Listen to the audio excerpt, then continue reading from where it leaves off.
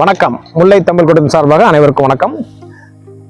இன்று ஒரு விஷயத்தை பற்றி நாம் பேச போகிறோம். ஒரு 1-2 நாட்களாக நம்முடைய தமிழகத்தில் உள்ள அனைத்து ஊடகங்கள், பத்திரிகைகள் அனைத்திலும் ஒரு பெயர் அதிகமாக அடிபட்டு கொண்டிருக்கிறது. அவர் மறைந்து விட்டார், அவர் கொல்லப்பட்டு விட்டார். ஆனாலும் அவரை பற்றிய செய்திகள் திடீரென்று அவரை பற்றி அதிகமாக பேசுகிறார்கள், அவரை பற்றிய விஷயங்களை அதிகமாக யோசிக்கிறார்கள், அவரை பற்றி அவர் யார் யார் என்று எத்தனையோ நண்பர்கள் அவரை பற்றி ஒரு தேடல்களில் ஈடுபடுகிறார்கள் என்பதுதான் ஒரு மிகப்பெரிய விஷயம். அவர் பெயர் ஆம்ஸ்ட்ராங். இப்பொழுது 2 தினங்களுக்கு முன்பாக வட சென்னையில் ஒரு முக்கியமான ஒரு பகுதியில் வைத்து அவருடைய வீடு கட்டப்படும் ஒரு இடத்தில் ஒரு கூலிப்படையினர் தாக்குதல் காரணமாக அவர் கொல்லப்பட்டிருக்கிறார்.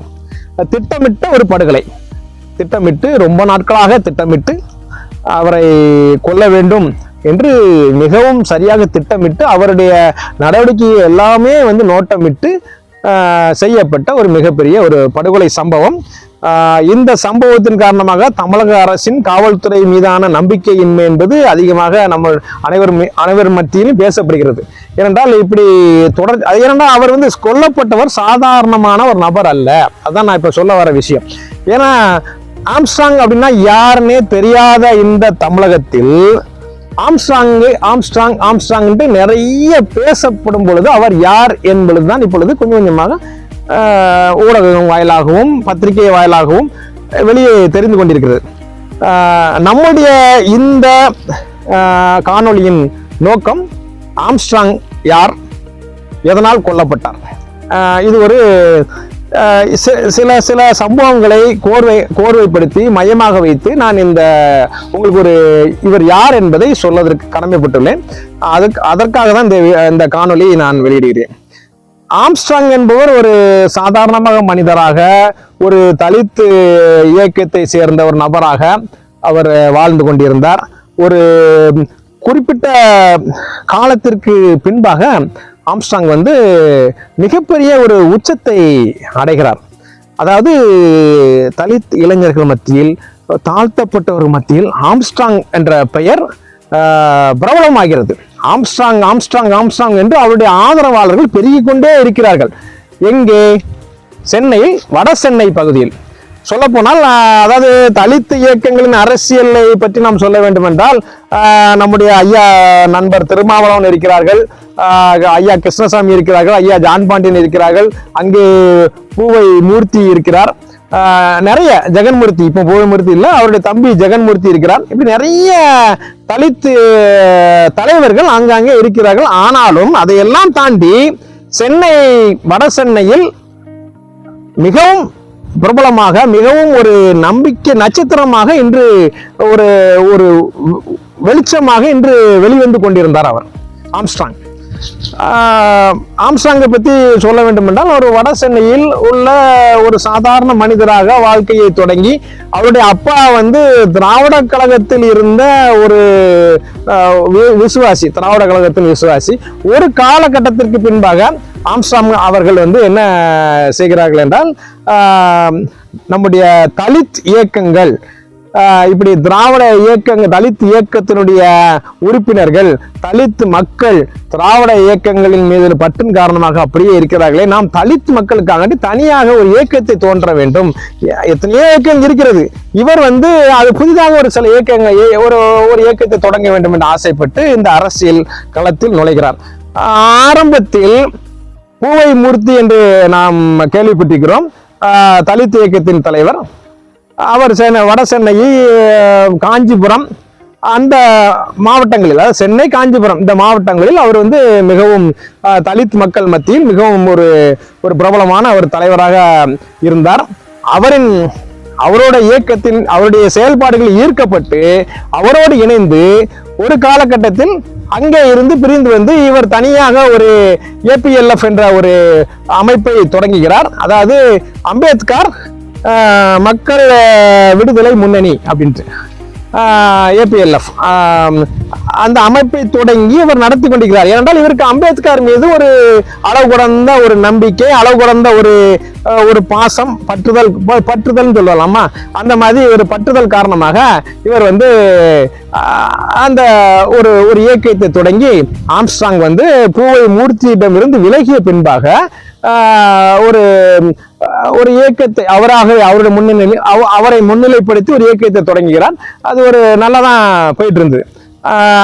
அந்த மாதிரி ஒரு ஒரு ஒரு கட்டமைப்பு உருவாகி கொண்டு போய் கொண்டிருக்கும் பொழுதுதான் அவருக்கு வந்து ஒரு அரசியல் ஆசை, அரசியலில் நாம் சாதிக்க வேண்டும், நம் தலித் மக்கள் முன்னேற்றத்துக்காக நாம் பாடுபட வேண்டும், இந்த தலித் மக்கள் வந்து இந்த அரசியலில் ஒடுக்கப்பட்ட மக்களாகத்தான், இந்த அரசியலில் ஒதுக்கப்பட்ட மக்களாகத்தான் இருக்கிறார்கள் என்ற வகையில் அந்த அரசியலில் அவர் வந்து ஏதாவது ஒரு வகையில் நாம் வந்து இந்த தலித் மக்களை ஒன்றிணைக்க வேண்டும் என்று அவர் விருப்பப்படுகிறார். அந்த ஆசையின் விளைவாகத்தான் அந்த அம்பேத்கர் மக்கள் விடுதலை முன்னணி என்ற அமைப்பை தோற்றுவிக்கிறார். அவரே நிறுவனர். அவருடைய கீழாக நிறைய தலித் உறுப்பினர்கள் நிறைய இணைகிறார்கள். இளைஞர்கள், அனைவருமே இளைஞர்கள், 25 வயது 30 வயது 25 வயதுக்கு உட்பட்ட இளைஞர்கள் தான் நிறைய எண்ணிலடங்காத உறுப்பினர்களை வந்து அவருடைய அமைப்பில் இணைகிறார்கள். அவர் வந்து ஒரு வளர்ந்து வரும் தலித் தலைவராக உருவெடுக்கிறார்.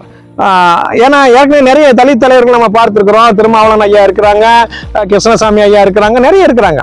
அதையும் தாண்டி இவர் வந்து அவருடைய ஏரியாவில் குறிப்பிட்ட ஒரு பகுதியில் வந்து அவர் வந்து மிகவும் ஒரு பிரசித்தி பெற்ற ஒரு தலைவராகவும் நம்பிக்கைக்குரியவராகவும் அந்த அதாவது தலித் மக்கள் மனதில் ஒரு வெளிச்சத்தை உண்டு பண்ணக்கூடியவராகவும் அவர் வந்து விளங்குகிறார். இதுதான் வந்து உண்மை. ஏன்னா ஆம்ஸ்ட்ராங்கை பற்றி நாம் நிறைய தடவைகள் அவரோட இணைந்த நபர்களுடன் நாம் நெருக்கமாக இருந்திருக்கிறோம். அந்த காரணத்தினால தான் நான் சொல்கிறேன், ஆம்ஸ்ட்ராங்குடைய எண்ணம் ஒரு தலித் தலைமையின் கீழாக ஒரு அதிகார மையத்தை நாம் கைப்பற்ற வேண்டும், இந்த ஆட்சியில் ஒரு எடுபடியாக இருக்கிறதை விட நாமே அதிகாரத்துக்கு வந்து இந்த அதிகாரத்தை நாம் பயன்படுத்த வேண்டும் என்ற ஒரு எண்ணம் கொண்டவராக இருக்கிறார். ஆனால் அதை விட ஒரு மிக முக்கியமான ஒரு விஷயம் என்னவென்றால் அவர் வந்து தீவிர அம்பேத்கர் விசுவாசி. அதையும் தாண்டி அம்பேத்கர் செய்தது போலவே அம்பேத்கர் வந்து 10 லட்சம் மக்களோடு இணைந்து புத்த மதத்தை பரவினார். அதே போலதான் இவரும் இந்த புத்திஸ்டாக விளங்குகிறார். இன்னைக்கும் இவர் புத்த மதத்தை தழுவி அவருடைய அலுவலகத்தின் பக்கத்திலேயே மிகப்பெரிய ஒரு புத்த கோயிலை கட்டி வைத்திருக்கிறார். மிகப்பெரிய ஒரு புத்திஸ்ட். அவர் வந்து சொல்ல போனால் அரசியல் களத்தில் உற்று நோக்கப்படக்கூடிய ஏதாவது விசித்திரமாக செய்கிறாங்களே அப்படின்னு நம்ம உற்று நோக்கக்கூடிய வகையில் இருக்கக்கூடிய ஒரு இதோட அவர் இருக்கிறார். இதான் வந்து உண்மை. இன்னொரு விஷயத்த நீங்க நல்லா நினைக்கணும். என்னன்னா ஒரு சாதாரணமான வட சென்னையில் பிறந்து ஒரு சாதாரணமான ஒரு தலித் இளைஞனாக இருந்து இப்படி ஒரு நிலைமைக்கு ஒரு இவ்வளவு பெரிய பாப்புலாரிட்டி எப்படி வந்தது, இந்த இவ்வளவு பெரிய ஒரு பரபரப்பான ஒரு வாழ்க்கை நிலைமை அவருக்கு எப்படி வந்தது நம்ம யோசிக்கணும். ஏன்னா ஆரம்பத்துல பூவை மூர்த்திக்கிட்ட இருந்தவர் அங்கிருந்து வெளியே வந்து தனிப்பட்ட முறையில் இதெல்லாம் தொடங்குறாரு. ஒரு கட்டத்துல வந்து அரசியல் ஆசை காரணமாக பெரம்பூர்ல வந்து வார்டு அதாவது மாமன்ற இதுல வந்து உறுப்பினர் 91ஆவான்னு நினைக்கிறேன். அதுல வந்து அவர் வந்து ஒரு மிகப்பெரிய வெற்றியை அடைகிறார். அந்த மாமன்ற இதுல வந்து ஒரு அதாவது இந்த சென்னை மாமன்றத்துல அவருடைய வார்டுல அவர் வெற்றி பெறுகிறார். யானை சின்னத்தில் வெற்றி பெறுகிறார். அவர் யானை சின்னத்தில் வெற்றி பெற அந்த சமயம் என்னமோ அவருக்கு ஏதோ யானை சின்னம் பிடித்தது என்னமோ என்று தெரியவில்லை. அவர் வந்து அகில இந்திய அளவில் யானை சின்னத்தை வைத்துள்ள அம்பேத்கரின் விசுவாசிகளை வைத்துள்ள மாயாவதி கன்சிராம் போன்றவர்களின் நெருங்கிய அந்த கூட்டாளியாக அவரை வந்து மாற நினைத்த நேரத்தில் அந்த பகுஜன் சமாஜ் கட்சி BSP என்கிற அந்த கட்சியோடு அவர் இணைகிறார். அந்த கட்சி வந்து இந்திய அளவில் மிக பிரபலமான கட்சி. யானை சின்னத்தில் இந்திய அளவில் போட்டியிடுகிறது. அம்பேத்கருடைய கொள்கைகளை பரப்புகிறார்கள், தலித் மக்களின் முன்னேற்றத்துக்காக பாடுபடுகிறார்கள் என்ற வகையில் அவர் வந்து இன்று வந்து அந்த கட்சியில் ஒரு பிடிப்போடு மாயாவதி அவர்கள் மீது ஒரு கொள்கை பிடிப்போடு அவர்கள் மீது பற்றுதலோடு இன்று வந்து அவர்கள் செயல்பட்டு கொண்டிருக்கிறார்கள். இன்னொரு விஷயத்தை நான் வந்து சொல்ல விரும்புகிறேன். என்னன்னா அதாவது இந்த சாதாரணமான ஒரு ஆம்ஸ்ட்ராங் அக்டோபர் 14 வந்து அம்பேத்கருடைய பிறந்த தினத்தன்று நாக்பூரில் கொண்டாடப்படும் விழாவில் கலந்து கொள்ள ஒவ்வொரு ஆண்டும் சென்னையிலிருந்து 2000 தலித் இளைஞர்களை அழைத்து சென்று அந்த மாநாட்டில் பங்கேற்கிறார். 5 நாட்கள் அவர் அங்கே இருந்து அவர்கள் அனைத்து செலவையும் அவர் பண்ணி 5 நாட்கள் கழித்து திரும்பி வருகிறார். இவர் வந்து அதை ரசிச்சு பண்றாரு. அந்த அளவுக்கு அது இதா இருக்குது. இன்னொரு விஷயம், அந்த ஆம்ஸ்ட்ராங் இவ்வளவு பண்றாரு, சரி இவருக்கு பேசிக் என்ன, மூலதனம் என்ன, அடித்தட்டு என்ன, அடிப்படை பலம் என்ன அப்படி நம்ம யோசிக்கலாம். அதையும் சொல்றேன். ஏன்னா இவர் ஆரம்பத்துல சின்ன சின்ன ரியல் எஸ்டேட்டு, சின்ன சின்ன ஒரு கட்ட பஞ்சாயத்து அந்த மாதிரி தான் அவர் ஈடுபடுறாரு. அதுல மாற்றம் இல்லை. ஏனென்றால் இன்னைக்கு வரைக்கும் அவர் மீதான குற்றச்சாட்டுகளும் அதிகமா இருக்கிறது, நல்ல விஷயங்களும் அதிகமா இருக்கிறது. ஏனென்றால் இந்த கட்ட பஞ்சாயத்தில் ஈடுபடும் போது எல்லா சமயமும் எல்லா பிரச்சனைகளும் வரதான் செய்யும். ரியல் எஸ்டேட் தொழிலில் ஈடுபடுகிறார், நிறைய கட்ட பஞ்சாயத்து விஷயங்கள்லாம் வருகிறது. அது ஒரு பக்கம் இருக்கட்டும். இவர் எப்படி இந்த தொழிலில் உச்சம் கொள்கிறார் என்று நம்ம பார்த்தோம்னா, நம்ம புரசை ரங்கநாதன் ஒருத்தர் இருக்கிறார். அவர் தான் காங்கிரஸ் உடைய எம்எல்ஏவா இருந்தாரு. அவர் புரசைவாக்கத்துல மிகப்பெரிய ஒரு தலைவராக, மிகப்பெரிய ஒரு தலித் மக்களின் ஒரு நம்பிக்கைக்குரிய நபராக, ஒரு மாதிரி ஒரு ரியல் எஸ்டேட் தொழில உச்சம், எல்லா இடத்துலயும் ஒரு பெரிய பெரிய இதான் அவர் ஒரு பெரிய ஆளா இருக்கிறாரு. அவரு கூட உங்களுக்கு புரசை ரங்கநாதன்னா ப. சிதம்பரம், நம்முடைய முன்னாள் நிதியமைச்சர், மத்திய அமைச்சர் ப. சிதம்பரம் அவர்களுடைய நெருங்கிய நண்பர். அவருடைய நம்ம ப. சிதம்பரம் அவர்கள் காங்கிரஸ் கட்சியிலிருந்து ஒரு சில வருத்தங்களோடு வெளிவரும்போது கூட இந்த புரசை ரங்கநாதன் எல்லாரும் இவரோட துணை நிற்கிறார்கள். அந்த அளவுக்கு அவர் மிகவும் ஒரு செல்வாக்கான தலைவர். அந்த செல்வாக்கான தலைவரையே எத்தனையோ வழக்குகளில் அம்மா ஜெயலலிதா அம்மையார் அவர்கள் உள்ளே தள்ளுகிறார்கள். குண்டா சட்டம் கூட அவர் மீது பாய்கிறது. இப்படிப்பட்ட சூழலில் இந்த புரசை ரங்கநாதன் செய்து வந்த அனைத்து தொழில்களையும் இந்த நம்ம ஆம்ஸ்ட்ராங் வசம் அவர் ஒப்படைக்கிறார். ஏன்னா அவர் உள்ள சிறையில் அடைக்கப்படும் சமயம் ஆம்ஸ்ட்ராங் அவர்கள் இந்த ரியல் எஸ்டேட் தொழில் அந்த புரசை ரங்கநாதனுடைய பார்ட்னராக, ஒரு பங்குதாரராக அவர் வலுப்பெற்று உருமாறி ஒரு பெரிய லெவலுக்கு போறாரு. அப்பதான் நிறைய அவங்களுக்கு உள்ள ஒரு கட்ட பஞ்சாயத்துகள், பல்வேறு விஷயங்கள் அவங்க நடக்கிறது. அந்த தொழில பல்லாயிரம் கோடி பொருள்கிறது. சம்பாத்தியம் ரொம்ப அதிகம். அதாவது அவங்க நினைத்ததை விட புரசை ரங்கநாதன் உடன் அவர் இணைந்த பிறகு அவர் அடையும் பலன்கள் அதிகம். மிகப்பெரிய பலன் கிடைக்கிறது, மிகப்பெரிய செல்வாக்கு கிடைக்கிறது. அதையும் தாண்டி மிகப்பெரிய எதிர்ப்பும் மிகப்பெரிய ஒரு பகைகளும் அங்கே உருவாகிறது. அதுதான் ஆம்ஸ்ட்ராங்குடைய பகைகளுக்கு முதல் காரணமாக வருகிறது. சரி, இது ஒரு புறம் இருந்தாலும் இன்னொரு புறம் நான் ஆம்ஸ்ட்ராங் பத்தி சொல்ல வேண்டும் என்றால் ஒரு விஷயத்தை நான் கண்டிப்பாக சொல்ல வேண்டும். நீங்க எல்லாரும் கண்டிப்பாக ஒரு விஷயத்தை நினைவில் வைத்திருப்பீர்கள்.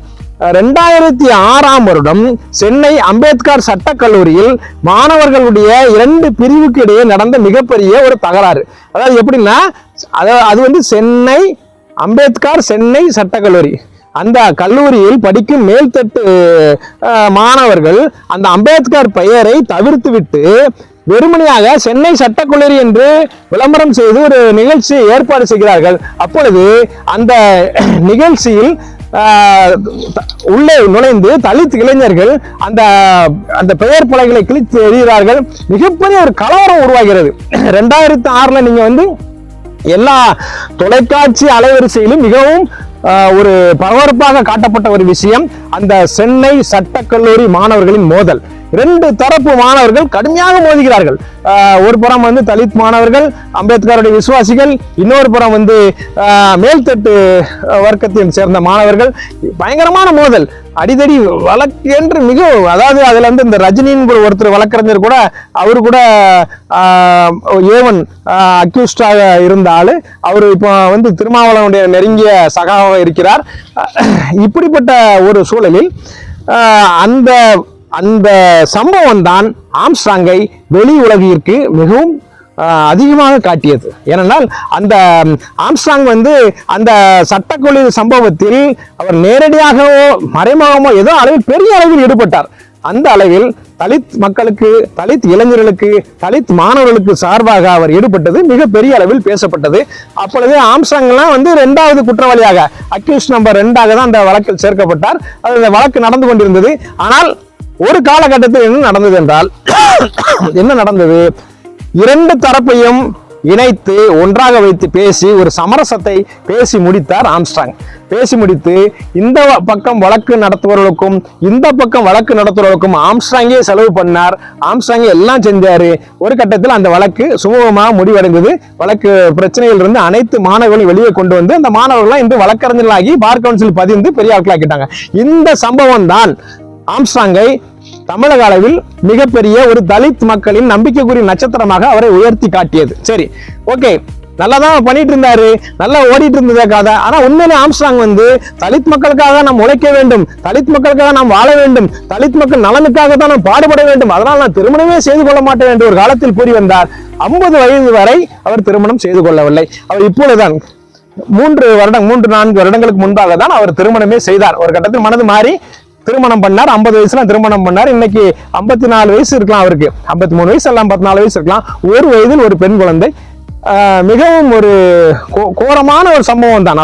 அவரை கொலை செய்தது கோரமான சம்பவம் தான். அப்போ ஆம்ஸ்ட்ராங் வந்து பல்வேறு வழக்குகளில் சம்பந்தப்படுகிறார், பல்வேறு விஷயங்களில் தொடர்பு பண்ணுகிறார், பல்வேறு கட்ட பஞ்சாயத்துகளை பண்ணுகிறார். அப்பொழுதெல்லாம் இல்லாமல் இப்பொழுது ஒரு கதை நடந்திருக்கிறது. ஏனென்றால் கத்தி எடுத்தவன் கத்தியால் தான் அப்படின்னு ஒரு பழமொழியே இருக்கிறது. அதனால முற்பகல் செய்யும் பிற்பகல் விளையும், பல்வேறு விதங்கள் நடக்கிறது. ஆம்ஸ்ட்ராங்கை வாழ்த்தவர்கள் நிறைய இருக்கிறார்கள், ஆம்ஸ்ட்ராங்குடைய புகழை பேசுவர்கள் இருக்கிறார்கள். ஆம்ஸ்ட்ராங் இப்படி நல்லது செய்தார், ஆம்ஸ்ட்ராங்கால் இன்று நாங்கள் வழக்கறிஞர்கள் ஆனோம், ஆம்ஸ்ட்ராங்கால் நாங்கள் IPS படிக்கிறோம், ஆம்ஸ்ட்ராங்கால் நாங்கள் இன்று IAS படிக்கிறோம் என்றெல்லாம் ஆயிரக்கணக்கான நபர்கள் கூறிக்கொண்டிருக்கிறார்கள். உண்மை அதுதான். ஆயிரக்கணக்கான நபர்களை IAS ஆகவும் IPS ஆகவும் வழக்கறிஞர்களாகவும் படிப்பதற்கு தலித் இளைஞர்களை ஆம்ஸ்ட்ராங் வந்து நல்ல வழிவகை பண்ணார். அதில் எந்த மாற்றமும் இல்லை, மாற்று கருத்தும் இல்லை. இது ஓகே. இது ஒரு பக்கம் இருந்தாலும் ஆம்ஸ்ட்ராங் அவர்கள் ஏன் கொல்லப்பட வேண்டும், திடீரென ஏன் கொல்லப்பட வேண்டும்? சரி, அவருடைய ஒட்டுமொத்த இந்த கொலை அரசியல் கொலையா, இல்லை முன்விரோதமா, இல்ல குடும்ப பகையா, அப்படின்னு நம்ம யோசிக்கணும். அதுதான் இந்த ஆம்ஸ்ட்ராங் ஏன் கொல்லப்பட்டார் என்ற நமக்கு தெரிந்த விஷயத்தை நான் சொல்ல ஆசைப்படுகிறேன். கத்தி எடுத்தவன் கத்தியால் தான் மடிவான் என்பது உண்மை. அதே சமயம் ஆம்ஸ்ட்ராங் அவர்கள் கடந்த ஒரு 7-8 ஆண்டுகளாக எந்த விதமான குற்றச் செயல்களிலும் அவர் ஈடுபடவில்லை. அது மட்டுமல்ல, அவர் இதற்கு முன்பாக எத்தனையோ கட்ட பஞ்சாயத்துக்களை புரொஃபசர் ரங்கநாதனுக்காக பண்ணிய அனைத்து செயல்களையும் கூட அவர் வந்து அனைவரையும் அழைத்து ஒரு கட்டத்தில் மனது திருந்தி அவர் வீட்டுக்கு அருகில் ஒரு பெரிய புத்த கோயிலை உண்டு பண்ணி அவர் ஒரு புத்திஸ்டாக ஆன பிறகு ஆசையை வெறுத்த பின்பாக அனைத்து அந்த அவருடைய எதிரிகளை எல்லாம் அழைத்து பேசி கிட்டத்தட்ட அவர் 7 ஆண்டுகளாக அவர் எந்த விதமும் அவருடைய செய்த ஒரே விஷயங்கள்லாம் அவரால் பாதிக்கப்பட்ட அனைத்து நபர்களையும் அழைத்து பேசி அவர்களோடு இணைந்து அவர்களுக்கு என்னென்ன இழப்பு ஏற்பட்டது இவரால் என்பதை அறிந்து அதை சரி செய்ததுதான் அவருடைய முதன்மை செயல்பாடாக இந்த 5,000 வருடங்கள் இருந்தது. சரி, இதையும் தாண்டி எதிரிகளே இல்லாத ஒரு சூழலில் அவர் ஏன் கொல்லப்பட்டார் என்று நாம் இந்த விஷயத்துக்கு தான் நம்ம இறுதியாக வருகிறோம்.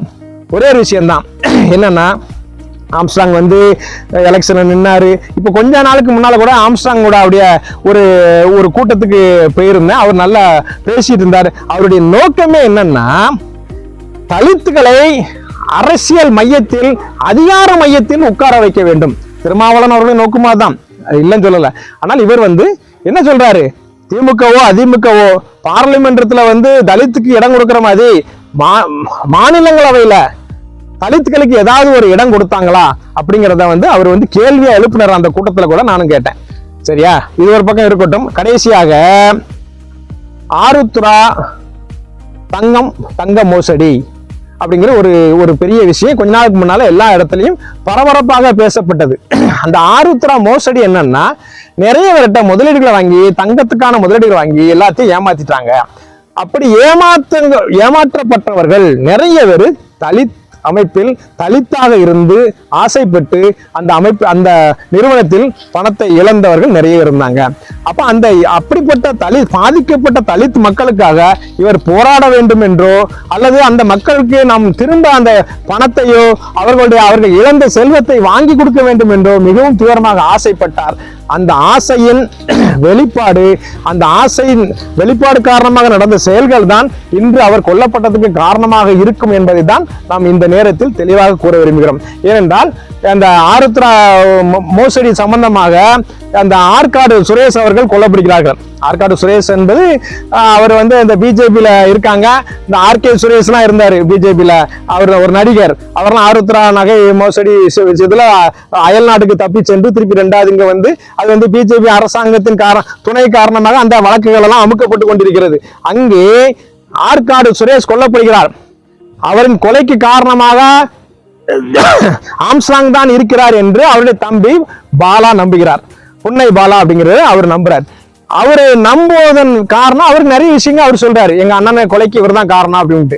கடைசியில இந்த கொலை நடக்கிறது, ஆம்ஸ்ட்ராங் கொலை நடக்கிறது. ஆனால் ஆம்ஸ்ட்ராங் கொலை நடக்கும் இந்த தினம் நம்முடைய ஆற்காடு சுரேஷ் அவர்களின் பிறந்த நாளும் ஒரே நாளில் வருகிறது என்ற ஒற்றை வரி செய்துதான் இந்த கொலைக்கு, ஆற்காடு சுரேஷ் கொலையின் பழிக்கு பழிதான் காரணம் என்பது சொல்லப்படுகிறது, பேசப்படுகிறது. இன்று காவல்துறையின் விசாரணையில் அது உள்ளே அந்த ஒரு விசாரணை வளையத்தில் அந்த விஷயம் தான் பேசப்பட்டு கொண்டிருக்கிறது.